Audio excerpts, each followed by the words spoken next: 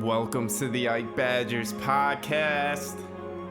My name is Alex Eichstead, your host, former Badger alum myself. And we've got a great show for you today. Connor Mackey and I sit down with Caesar Williams, Badger senior cornerback, one of the best cornerbacks in all of college football. We're also IKE Badgers on Twitter. Make sure to check us out. Hit us with a follow. We're talking one of the most inspirational stories out there with Caesar Williams on IKE Badgers. Let's get into it. Caesar Williams, welcome to the show. How's it going, man? I'm good. We are good on this side. How you doing? Doing great. Thanks for joining. If you don't know Caesar Williams, he's a Badgers cornerback, number 21, a senior, and we're really happy to have him on the show. Today, we're also joined by Connor Mackey, player relations. Connor, how's it going?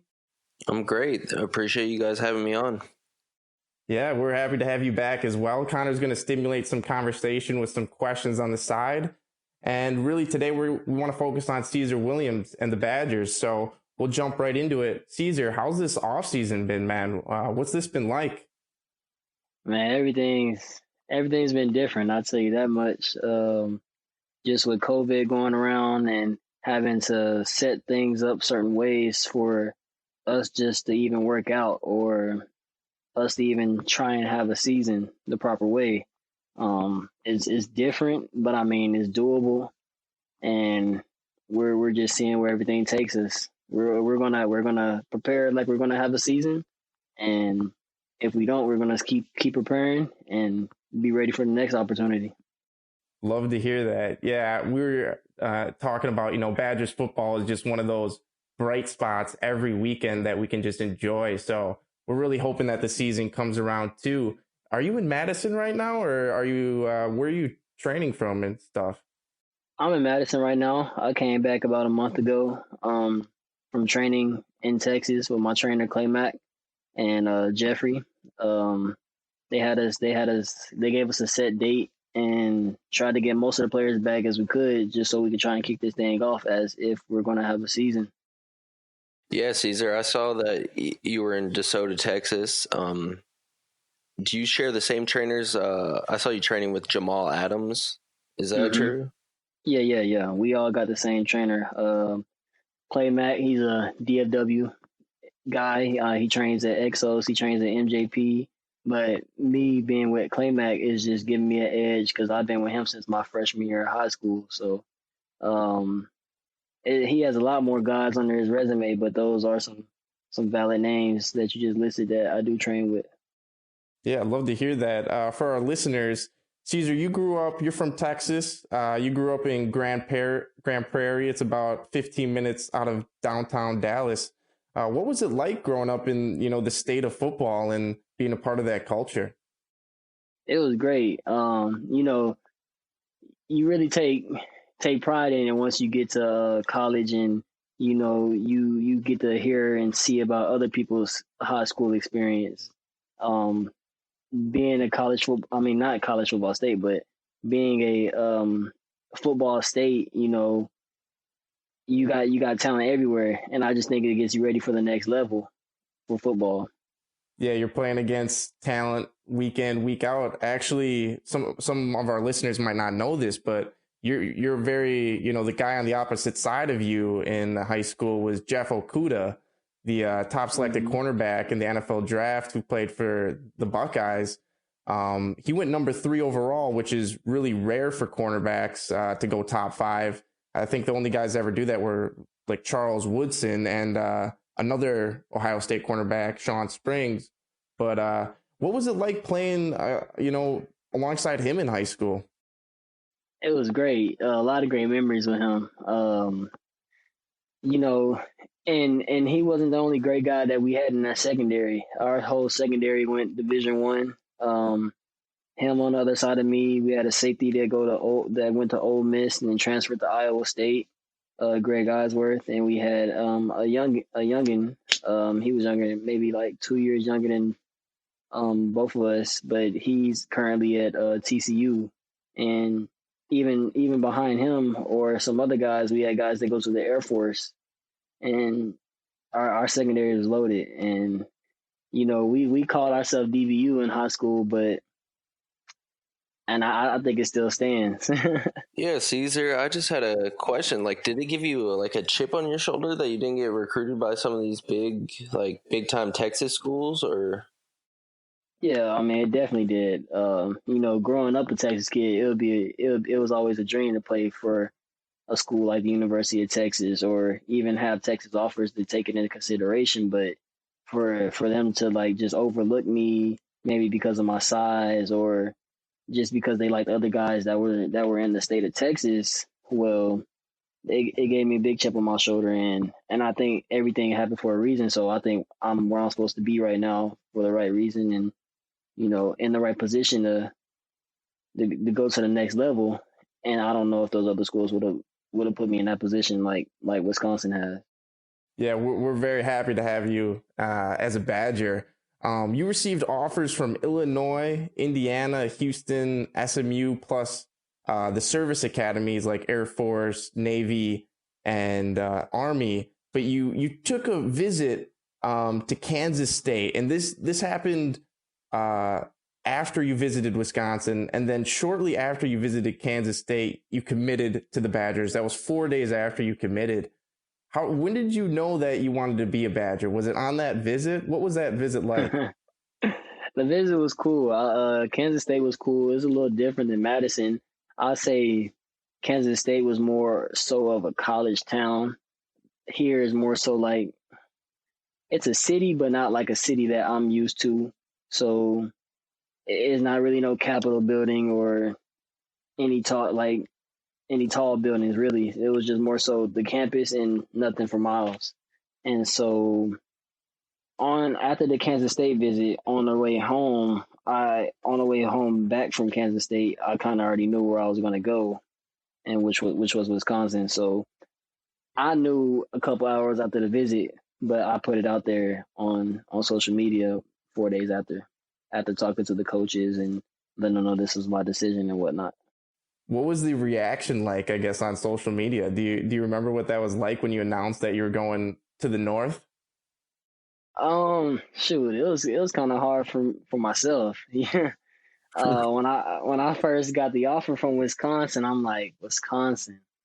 I was like, I don't think there's no way I can go up there and play in that cold weather. But after my visit, which I came during, I say, in one of the coldest months. I'm not sure if it's the coldest month, but I came just to get a feel for it. I'm like, I'm gonna just go during the coldest month, just so I know this is what I'll be used to, or this is what I should expect when I come and visit. And so I came in January and went to a basketball game, and it was one of the best times I ever had, meeting great people like Dallas Genty, George Russian, Dakota Dixon, Derek Tyndall. Those guys kind of took me all under their wing and showed me around campus, showed me what they did for fun, how they carried themselves, even teaching me the defense as a recruit, as if I'm going to go there. Like, they know I'm going to go there. Like, sitting up with Dakota on a visit while at College Court, while there's a whole party outside, but we're inside trying to learn the defense, and he's trying to teach me the defense. And I took that to the heart as a good sign. Yeah, what's it like having Jim Leonard as a defensive coordinator? Is he pretty knowledgeable? He's taught you a lot during your time? Was he a big factor? Oh yeah, having Jim Leonard having Jim Leonard is a good thing for our defense. I love having him. And him not being the most athletic guy, or not being the biggest or being the strongest, and I would assume being overlooked as well.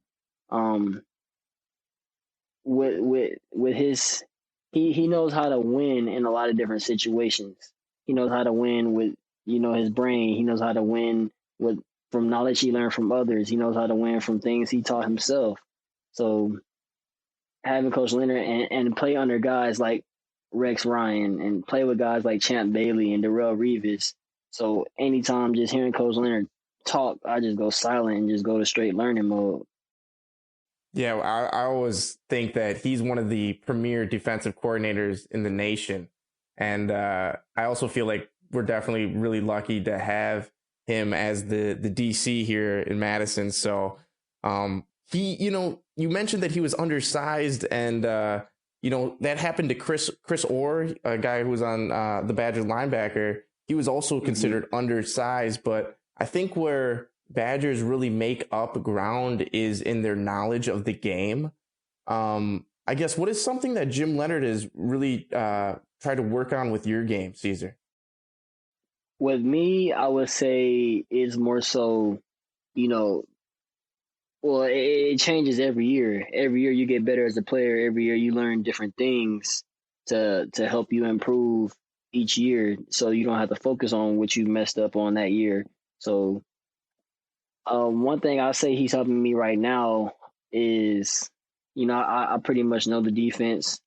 I've been in it for 4 years now. So it's more so technique.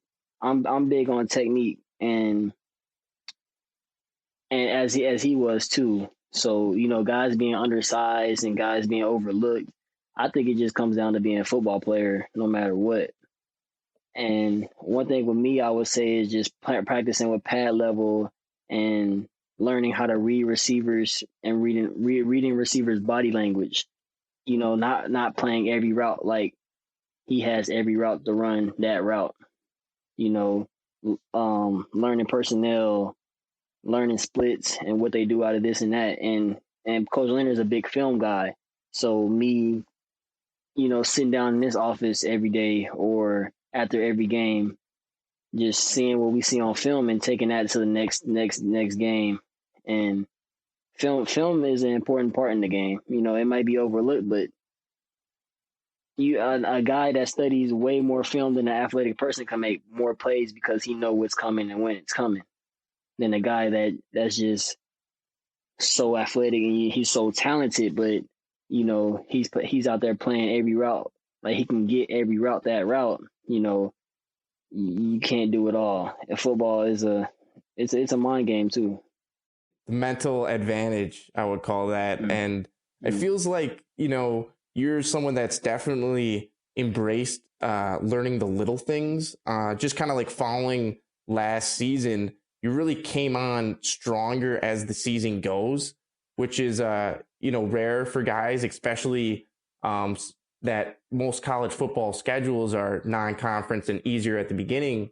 And it gets, tougher and more difficult as you get later on further into the season. But for you, Caesar, it almost seemed like you started to find your groove and really, develop your role within the defense and, dominate the outside. Just for our listeners, Caesar's 2019 stats were 35 tackles, 4.5 tackles for loss. He had an interception, a forced fumble, and 11 pass breakups that I think, should be 12. I still believe you deserve credit on one more of those.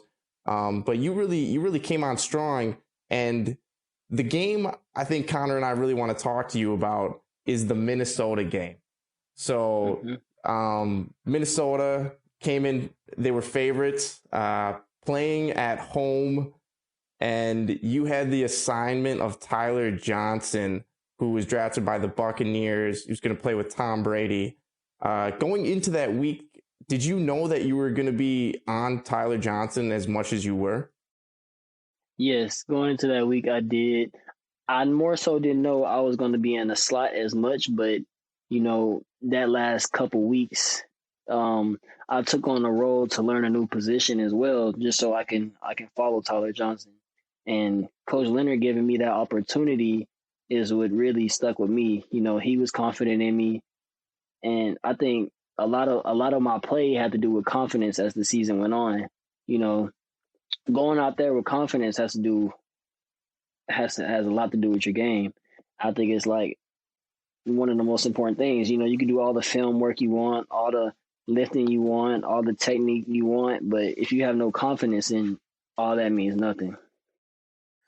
Yeah, Caesar. So I guess this was your really big coming out party to the people in the nation, all the scouts and everything. Did you expect to be this good as you did against Tyler Johnson? You had 2 crazy pass breakups in the end zone. Yeah, I mean, I expected it. If you don't believe in yourself, then nobody else will.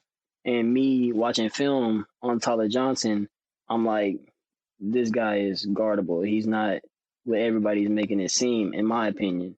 And coming out, practicing that following week from Minnesota, I felt like as if I was disrespected by the reporters. And on that goal line stand, I was watching PJ Fleck as well, body language and whatnot, and I knew that was their guy. So back to back plays, I'm looking at him before they snap the ball, and then focusing on Tyler Johnson. Yeah, I heard that PJ Fleck even was looking at you almost as if kind of sizing you up, and kind of, the ball was coming your way. And I read something that you kind of knew this was coming too. Do you want to take us and the listeners through kind of what was going down in those back-to-back plays? Just a little context for our listeners. These were huge 3rd and 4th down plays late in the game when Minnesota was within striking distance, and Caesar made back-to-back breakups, pass breakups. So do you want to kind of just walk us through what happened on those plays? So, it was all about preparation for me. I felt like I was very prepared for the moment. Going against our receivers every day in practice, which I don't think they get enough. I don't think they get the credit they deserve. Guys like Quintez Cephus, Danny Davis, Kendrick Pryor, and many more. But, those guys give me better work week in and week out than I see every Saturday against any other team. So being confident and being physically and mentally ready with them, I know if I can guard them in practice and even getting beat by them in practice, I take it as a lesson more than a loss, because you can't win every battle, but when it's time to win every battle, you need to. And those 3rd and 4th down stops were my time to step up. And after those stops, I feel like I gained a lot of respect, which I work for. And seeing PJ Fleck really, he really told me the ball was really coming my way. Him crouching on the sideline, I'm on their sideline, and I seen the ball go up in the air. I'm like, they're gonna try me, and having a coach like Coach Leonard just be confident in my technique. A lot of guys, they get beat and they tend to switch up their technique, but what makes you better is doing the same technique over and over and know why you're getting beat at it, or why you won this rep and why you didn't win this rep. And being confident in my technique, I did the same thing back to back, not switching up, not being timid, not being scared, just trusting it. And that allowed me to make those plays on the goal line. You were on the island, as I remember. It was 1-on-1. Do you embrace that island? I know you're number 21. Does that come from Revis? I said that comes from Neon Dion, prom time. So that's more so, and growing up, I was an offensive guy. So really? I like 21 because of LaDainian Thompson, LT. Yeah. But switching over to I had some people in my ear telling me, would you rather be hit or be the one delivering the hit? And they're like, defensive players play longer. So I took that into account, and I was like, shoot, I want to play football as long as I can. So I'd rather deliver the hit than be hit. And that's when I started looking into, Deion Sanders, Rod Woodson, Charles Woodson, all those type of guys, and see how they play. And Deion stuck up to me as a favorite. I got all his trading cards, you name it, from when I was 5 or 6. I love that. You mentioned that, it's either be hit or do the hitting. It felt like this Badgers defense this last year, at least in the previous years that I can remember, was the hardest hitting. And you guys actually return a full secondary. There's Fayon Hicks, Eric Bodybag Burrell, Rashad Wild Goose, Reggie Pearson, and yourself. What is the defensive back chemistry like? And I guess, do you guys know that you have a really talented squad coming back? Oh yeah, the chemistry is great. The having each other all come back and having experience and having time on the field, it just makes each other want to make one another better. Like taking criticism from each other or having chemistry to have trust on that field, saying, "Hey, I might go do this and do that. You got my back."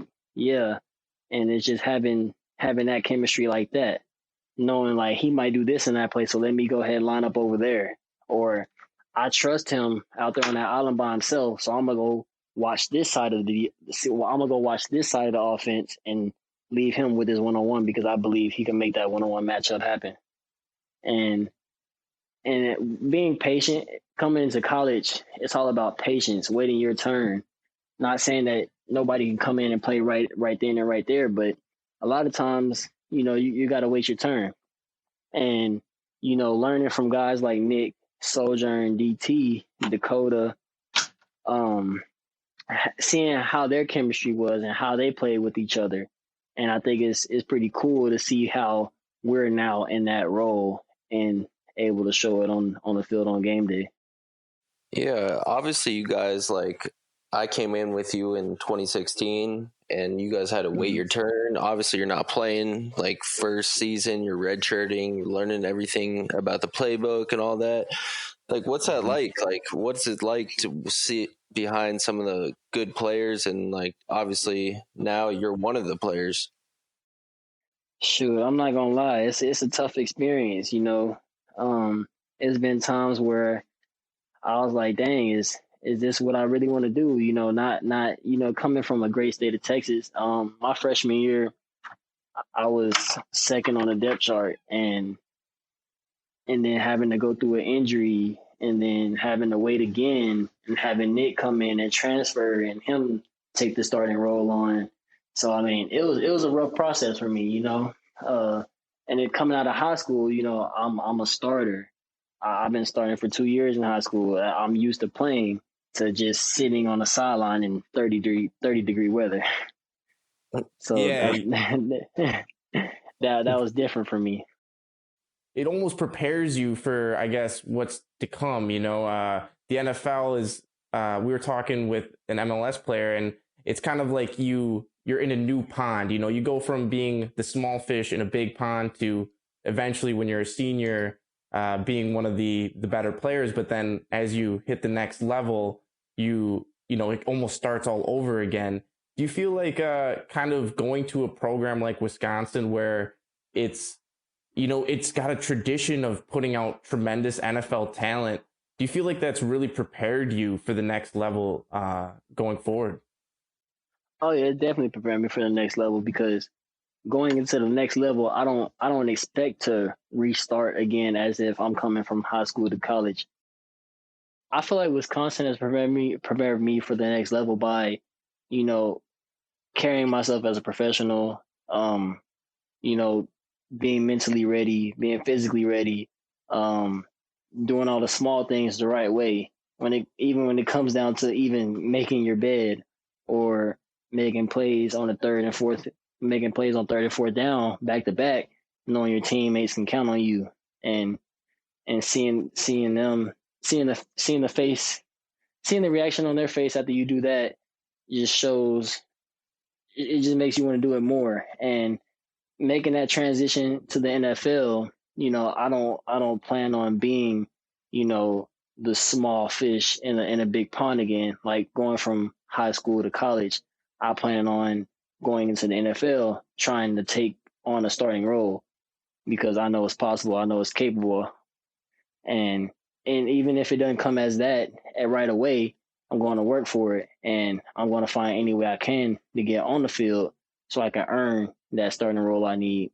But, and I don't just watch myself and film study. I study a lot of NFL DBs, and they do a lot of things that I wouldn't do. And I'm like, why are they out there? Or how did they get out there? So and that comes with just watching film with Coach Leonard. And I think just learning from their mistakes, that it'll put me in an advantage when the time comes. And I don't plan on being a small fish in a big pond when it comes to transitioning to the next level. Yeah, I guess, like, what is the number one thing you've been working on this off season, preparing for this season to ultimately make it to the NFL?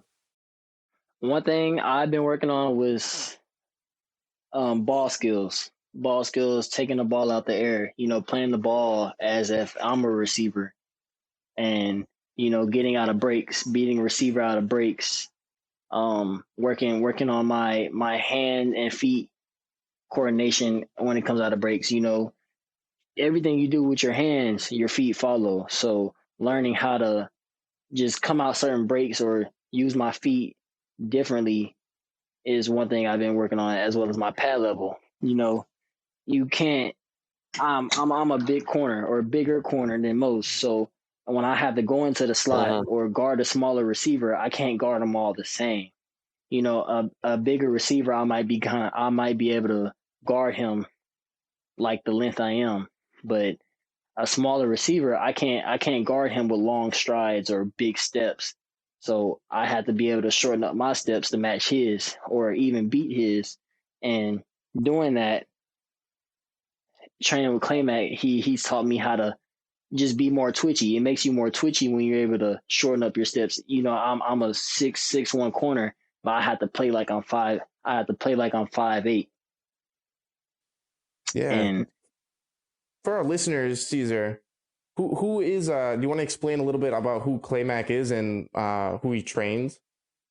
Claymac is, we call him the guru. The guru. Claymac is a guy that, he started off, really unknown. We growing up in high school, my freshman year, we started on a strip of turf in Midlothian. And when I say like a strip of turf, like imagine from the 0 yard line, from like maybe I would say from the 0 to the 5 yard line.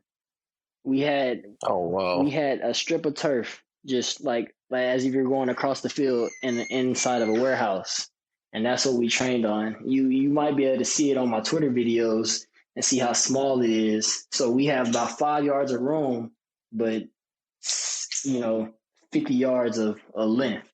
And then coming up, that's just what we did throughout the week. On the weekends, it was called a quick twitch camp.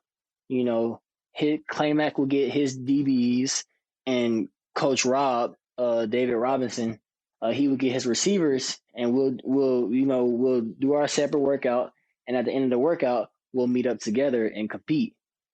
And I don't know if you guys heard of Coach Robinson, but he trains a lot of NFL receivers. And guys like Claymac trains a lot of first rounders. So I would say Claymac has guys like me, Jeffrey Okudah, Byron Jones, Tre'Davious White, Marshawn Lattimore, Jamal Adams, Xavier Woods. Yeah. Those are just some of the guys. Deshaun Elliott, Jalen Mills. I work out with Jalen Mills on Tuesdays and Thursdays, and Monday, Wednesdays, and Fridays. Jeff will also come to the Thursdays and Tuesdays, but Monday, Wednesday, and Fridays I'll be with Jamal Adams. I'll be with Xavier Woods. But Claymac trains at Exos and MJP. Claymac also trained Trayvon Diggs for a little bit, just because when those guys sign up to go to when they sign up to go to the draft and their trainer puts them through Exos MJP, Claymac is the designated trainer for those guys. So that. Yeah. What's that like, training with those guys? Like, these guys are top level, the best in the world defensive backs. Like, do you learn so much from it? Like, it's crazy. I learn a lot, but it just more so shows me that I can do it too. Chris Orr actually spoke on that a little bit. He said that once you're training with some of these guys, and he has brothers that were in the NFL, it stops becoming something that is like, a dream that seems unreachable, and it starts to seem like it's right there in your grasp, almost like you're a part of this And I don't know if you know Juice WRLD, but Juice WRLD in the song Fast, he says, I seen it coming, talking about his successes. And it almost sounds like, when you're surrounded by such talented players that you can almost see your own success grow. Does that give you, more confidence heading into this final year? How has that affected your mental side of the game? It gives me a lot of confidence, especially knowing like this is who they're in the NFL and this is who they're working with. Well, I've been working with him since I was in high school, so I have an advantage, and it just shows me I need to take advantage of this opportunity of having Clay Mack this long, because I'm pretty sure when I get in the NFL, I'm gonna still work with Clay Mack because that's who the best are working with, and I see it as if the vision was impossible, you would have never received it. And me, I daydream a lot about what I'm gonna do on Saturdays and how I'm gonna handle situations and wanting teams to try me, so I can be able to make plays and put myself in a higher up. Yeah, put yourself in a position to, I guess, get that national spotlight. One play that we didn't talk about in the Minnesota game that you was actually your interception. It kind of you just kind of came out of nowhere. I think was that pass deflected. It was first deflected, and then you kind of lunged and made a play on the ball. It kind of showed your offensive skills. I guess it's about seeing the opportunities as a cornerback when you're when you're not on the offensive side. How do you go about seeing those plays where you can, jump a pass or, make a deflection? I think a lot of that comes with film study, knowing this is coming when they're in this formation, or knowing he likes to do this when he lines up here. And that interception was a little bit undisciplined by me, which you could say it's undisciplined, but I would say it was more so being a football player and knowing who Minnesota was, because my guy wasn't Tyler Johnson that play, but the ball was thrown to him. And I realized that the guy I was guarding was just a decoy. He was just there to run me off, just to take me out the picture. And once I realized that, I stopped covering my man, even though he was running vertical, and looked at the quarterback and seen him try to throw to Tyler Johnson. And that's when I broke down and was able to pick off the ball. Yeah, I guess to our listeners, like just the average fan, they don't realize how much actually goes into the work behind the scenes and stuff. Like, so I guess if you could just explain, like how important is it actually to study and watch film and understand what your receiver is going to do that week? It's very important because a team will take, like, let's say you play Michigan State one week and you have you did this wrong here, or you weren't supposed to do this there, and when they line up in this formation, well, that next week, that following team will run that exact same play to see if you were disciplined or not, or if you learn from your mistakes. Because if not, they'll run the exact same play and actually hit it. So that's where a lot of film, that's where a lot of film study comes in, and a lot of times when after a game, when we have the next time we're all together and we have that walkthrough, we'll go over our corrections and our mistakes of what we should have did right here and right there, so it's not a problem again in the future. Because let's say they line up in a 3-by-1 formation and you took 2 instead of staying on number 3 receiver. Well, that team is going to see that and they're going to run that exact same thing and want you to do it again because that's what you're used to seeing, instead of going and staying on your man. And film study can be overrated to a lot of players. I hear from like Marshawn, like guys like Jeffrey tell me like Marshawn wasn't a big film guy. He just goes out there and plays. He just goes out there and play football. I hear him tell like a lot of other players, like, don't be scared, just go out there and play football. And sometimes it's as simple as that to people. They don't need to overthink it. They don't need the extra film study. They're just going to go out there and do what they've been doing since they were a toddler or growing up and playing football.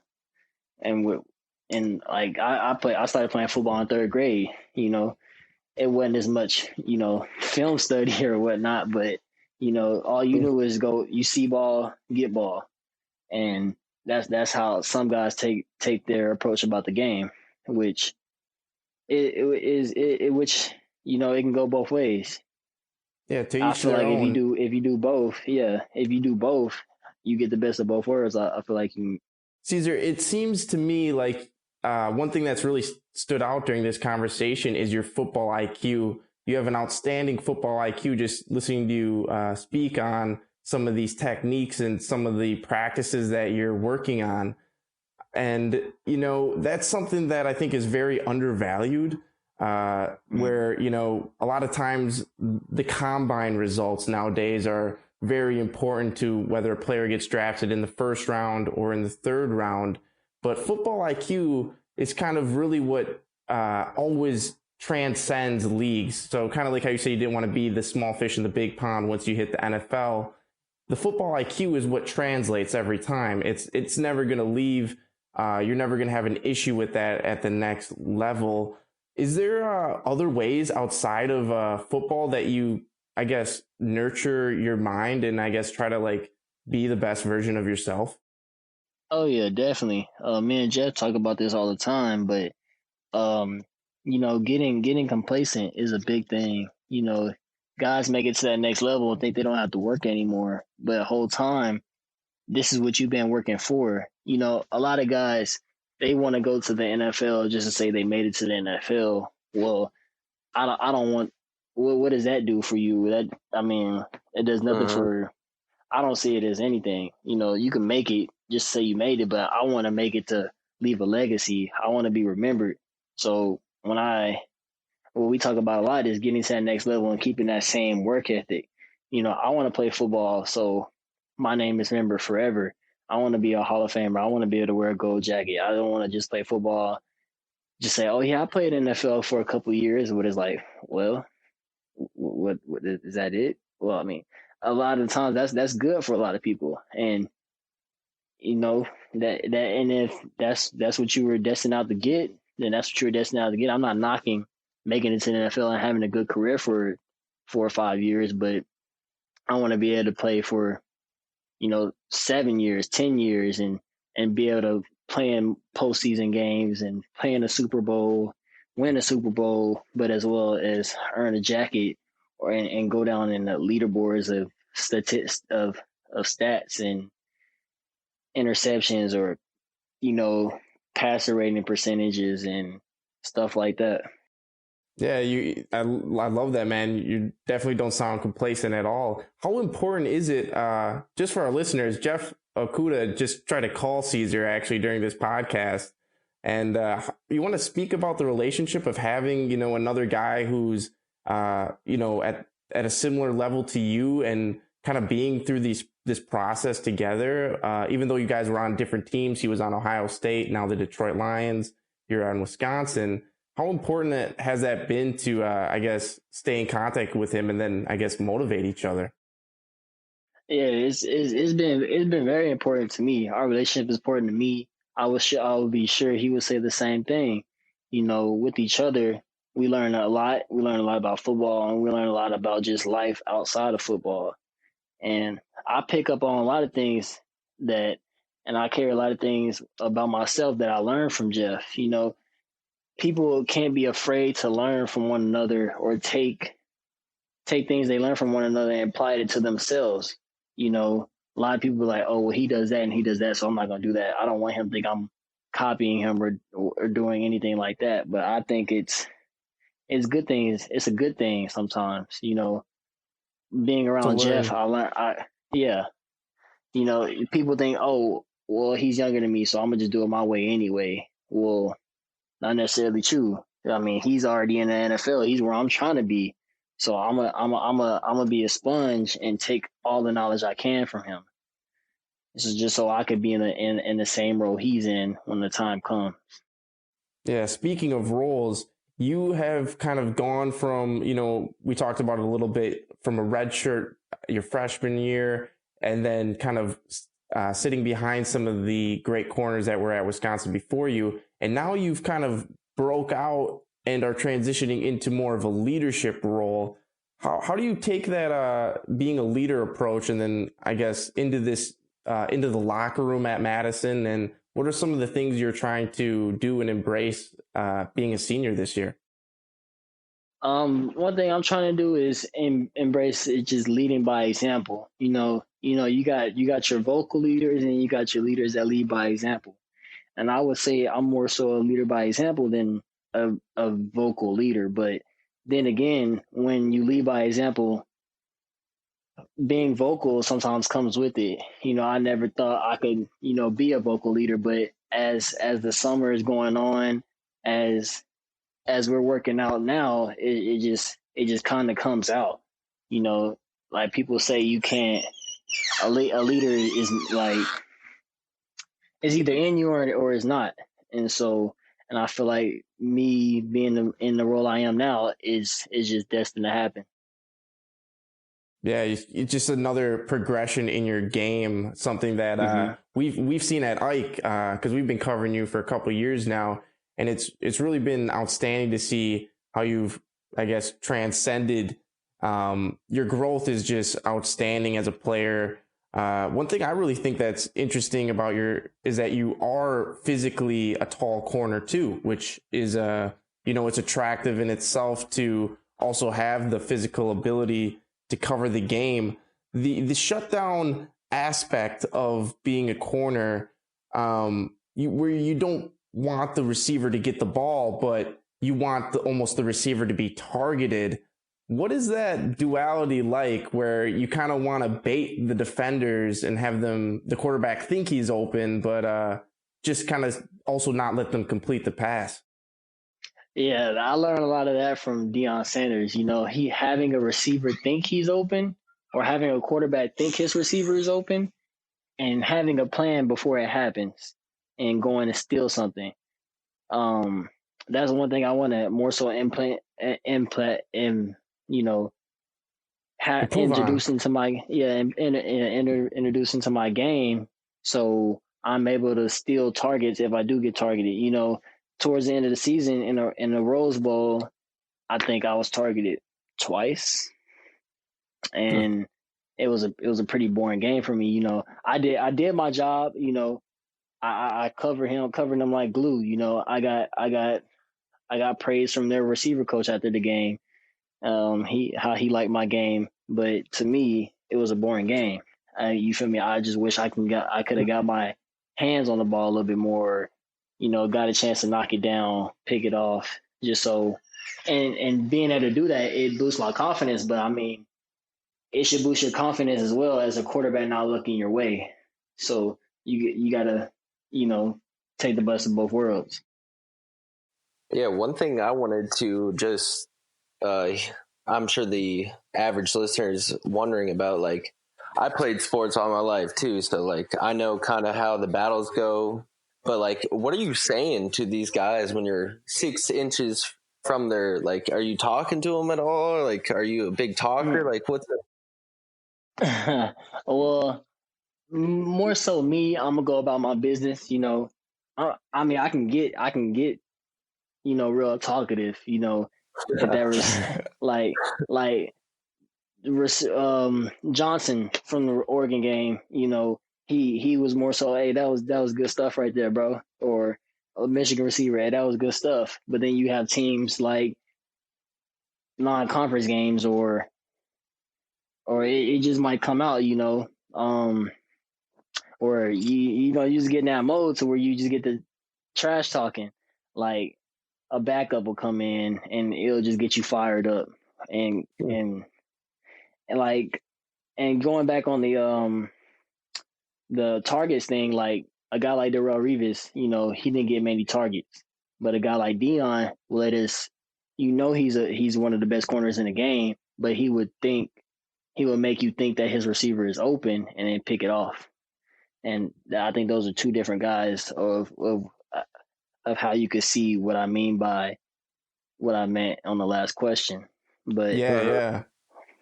Kind of like shot down versus ball hawk. Yeah. One thing, Caesar, I just want to bring this up, is that when you were targeted at you actually led the nation in breaking up or picking off 19.7% of the passes you defended. So, maybe you weren't targeted as much as you would have liked, but in the time that you were in the heat of the moment, you did really well, so well to lead the nation in that stat. What does that mean to you? And I guess, is that important to you? It's very important to me. Just me, I'm just doing my job when my job has to be done. You got to be ready for your opportunity at all times. Even though I think I might not get targeted this play, you got to guard this receiver as if the ball is coming your way every time. You can't take no plays off, because when you might take that one play off, might be the one time you might get caught lacking, and now you're upset at yourself, and that could throw up your game. But if you give it your all every play, you never have to worry about that factor. Yeah, it's always just staying in the zone, locked in, and it's like the compound effect. The little things like staying in the zone every play, you're going to put yourself in good situations and be able to make the plays when, I guess, the moment comes.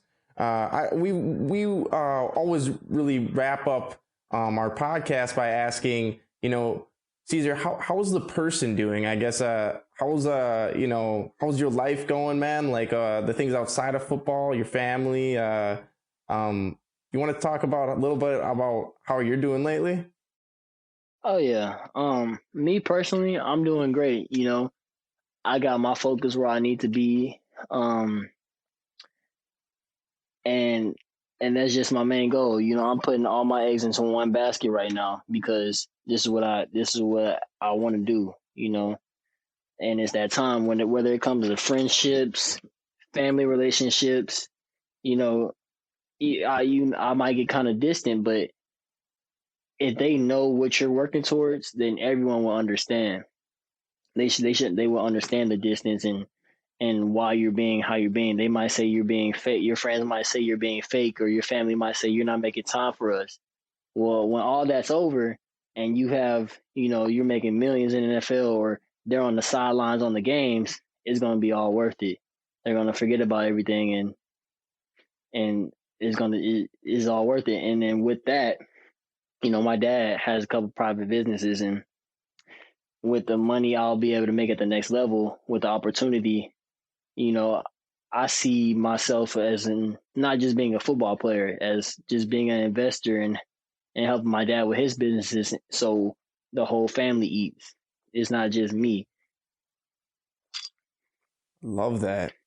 And yeah. Even just putting my mom in a new car or in a new house, and having my brothers on the sideline, having my nephews, I have two nephews and a little brother as well as an older brother, and having them at the games, because they know how hard I work for this and what I put into it and what I lost from putting into this game. And it'll just be a great thing to see. I heard this week, actually, Caesar, that the why, someone who has the why, like the reason to really make it, in your case, make the NFL, the real motivating factor within you, the person who has that strong why will always outperform the person who knows the how. So I thought that was really interesting, because it seems like you have like a real clear motivation, and you're very focused. And so definitely keep that going, man. Definitely rooting for you. Yeah. Mackie, did you have any other final questions? Yeah, I just have one more. One, it sounds like you're very humbled, grounded, and like the hype hasn't gotten to your head. So we really appreciate that. I guess one last question that I have for like all Badger fans out there is like, how good do you think this team can be this year? Like, what's it like losing a guy in Jonathan Taylor and a bunch of other players that really helped impacted the team last year? About that, I would just say we don't rebuild, we just reload. We got ammunition everywhere. So all I can say about that is we got one goal, and that's a national championship. And if that's not your goal, then I don't know why you would be playing football. Love to hear it, man. Let's go. Championship mindset, man. That is awesome. Well, Caesar, we just want to say thanks for coming on the show again. Connor, thanks coming on too. Really appreciate it. Yep. I will also like to say like maybe one more thing about my why. Yeah, growing go up, ahead. I had got diagnosed with Kawasaki disease, Oh, and wow. seeing my mom, seeing my family having to see me go through that, and What is that, Caesar? I'm not familiar with that. so it's a rare disease. It's a lot, but I guess that just to like minimize it of what the disease is. Like I had enlarged heart, enlarged liver, enlarged tongue, Oh, and wow. they didn't think I was gonna make it. And just to make it and start playing football, and also during that visit in the hospital, I got visited by multiple Dallas Cowboy football players as well as the cheerleaders. They signed a lot of things for me. And in that time in the hospital, they let me do whatever I want. When it comes to like riding a go-kart down the hospital aisles, because the chances were slim. And all at the time I could think about was just playing football, and because that's where my heart was at, and to be able to grow from it. I was in the hospital every month growing up, when I was little, and my mom and family threw parties for me for actually not going to the hospital. It was like that. So Does that still affect you today?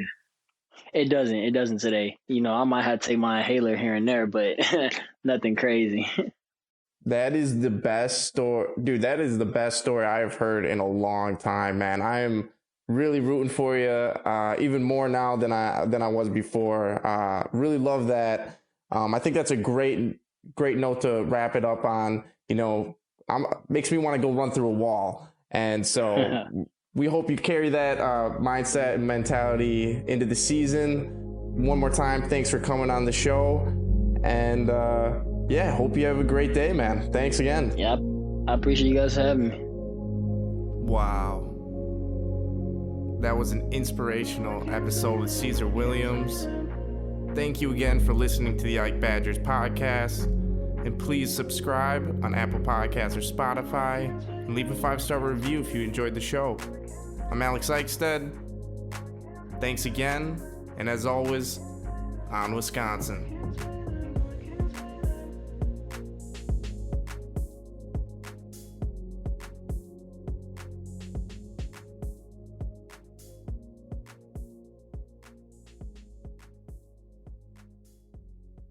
Welcome.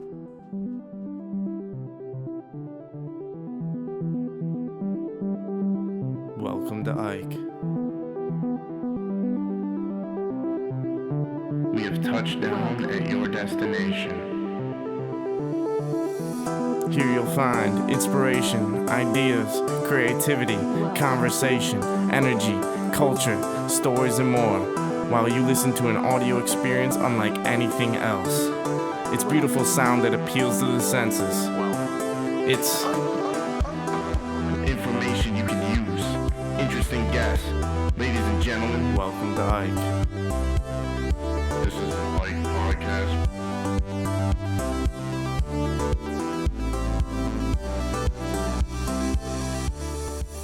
Hey everyone, it's Ike here, co-founder. We have a great show for you today. Kicking off the first episode of the podcast, KJ, myself, Max, and Chris sit down and we talk big ideas. And we're happy you're here. Welcome. Welcome to Ike. My name is KJ Eichstead. I'll be your host, and we're going to get right into it.